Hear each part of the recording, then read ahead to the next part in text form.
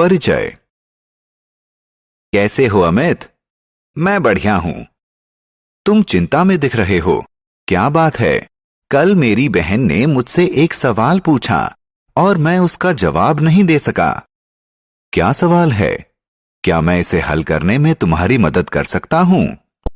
उसने पूछा कि ऐसा क्या है जो हमें फल भी देता है और लकड़ी भी, जो धरती पर पैदा हो सकता है और पानी में भी, जो घर में पाया जाता है और जंगल में भी। यह तो बहुत आसान है प्यारे। उन्हें वनस्पति या पेड़ पौधे कहते हैं। आओ सीखें।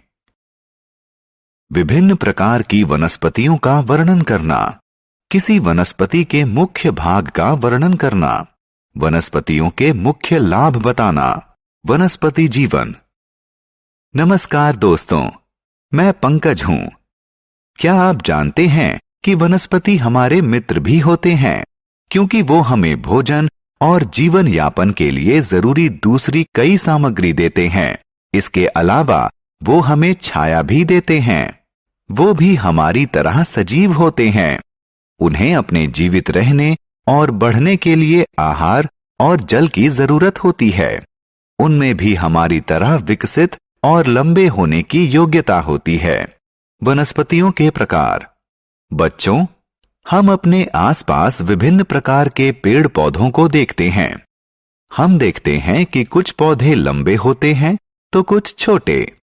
जो पौधे बहुत लंबे और मजबूत होते हैं उन्हें पेड़ कहते हैं, जैसे आम, नारियल, नीम इत्यादि पेड़ हैं। जो पौधे पेड़ों से छोटे होते हैं उन्हें झाड़ियां कहते हैं, जैसे गुलाब या सूरजमुखी के पौधे। इनके अलावा कुछ वनस्पतियां बहुत छोटी होती हैं। इन्हें शाक कहते हैं। बैंगन और पालक शाक के उदाहरण हैं। बेल और लताएं। दोस्तों, यह जानकर आपको आश्चर्य होगा कि कुछ वनस्पतियां सीधी खड़ी नहीं हो सकती और उन्हें खड़े होने के लिए सहारे की जरूरत होती है। ऐसी वनस्पतियों को बेल और लताएं कहते हैं। बेल किसी सहारे के साथ बढ़ती है, जैसे कि मनी प्लांट। लताएं जमीन पर फैलकर बढ़ती हैं, जैसे कि कद्दू और तरबूज। आओ खेलें। दोस्तों, अब थोड़ा मनोरंजन करने का समय है। सभी वनस्पतियों को उनके सही खाने में लगाएं। वनस्पतियों के अंग।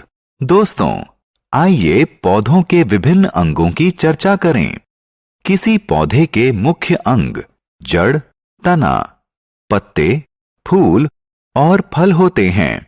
आइए एक एक कर इन सभी के बारे में और जानें। जड़ पौधे का सबसे निचला अंग होता है। ये मिट्टी में विकसित होती है और पौधे को जल और खनिज प्राप्त करने में सहायता करती है। तना और पत्तियां। पौधे का अगला अंग तना होता है। पौधे के कठोर भाग को तना कहते हैं, जो जमीन के ऊपर उगता है। यह पत्ते, फल और फूल को वहन करता है। तना पौधों को सहायता भी देता है। दोस्तों, क्या आप जानते हैं कि तने का कौन सा भाग उन्हें फल तैयार करने में मदद करता है? बिल्कुल सही, पत्तियां करती हैं। पत्तियों का रंग हरा होता है और ये तने से उत्पन्न होती हैं। फूल और फल।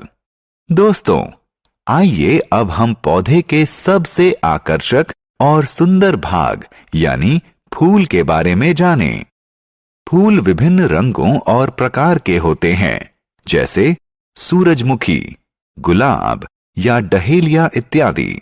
मैं जानता हूं कि आप में से ज्यादातर लोग फल पसंद करते हैं। पौधे के रसदार भाग को फल कहते हैं। फल विभिन्न आकार, प्रकार और रंग के होते हैं, जैसे केला, आम, सेब या संतरा। बीज।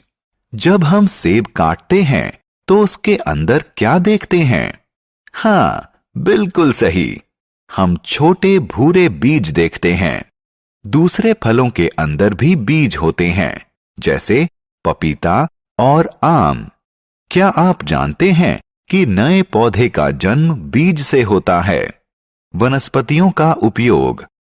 बच्चों, हम जानते हैं कि हम पौधों से खाने की सामग्री प्राप्त करते हैं। भोजन सामग्री के अतिरिक्त हम पौधों से अन्य बहुत सी चीजें प्राप्त करते हैं। बहुत सी दवाइयां व इत्र यानी परफ्यूम पौधों से बनते हैं। पेड़ हमें लकड़ी भी देते हैं। कुछ स्थानों पर लकड़ी से घर भी बनते हैं। आओ खेलें। दोस्तों, आइए आपकी जानकारी की परीक्षा लें। पौधों के विभिन्न अंगों से उनके कार्यों का मिलान करें। हमने क्या चर्चा की? हमारी ही तरह पौधे भी सजीव होते हैं। पौधे कई प्रकार के होते हैं, जैसे पेड़, झाड़ियां, शाक, बेल और लताएं।